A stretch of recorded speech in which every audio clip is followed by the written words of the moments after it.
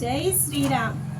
అతి దుఃఖితయగు వైదేహిని తననే వరించి చేరుమని బాధించెడు ఆ రావణునంతా చూచెను వృక్షముపై నుండి. అతి దుఃఖముగా ఉన్నది ఆ వైదేహి మాత సీతమ్మ తల్లి. దుఃఖిస్తూ ఉంటే రావణాసురుడు వచ్చాడు.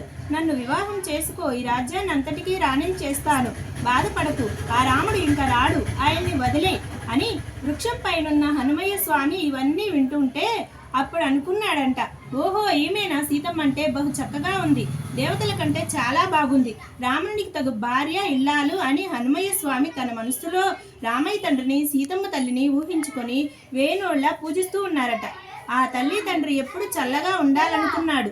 కానీ ఆ రావణుని చూసేటప్పటికి హనుమయ్య స్వామికి బాగా కోపం వచ్చేస్తుందట. అక్కడే వధిద్దామన్నంత కోపం వచ్చేస్తుందట. కానీ రామనామంతో కోపాన్ని అణిచిపెట్టుకున్నాడు.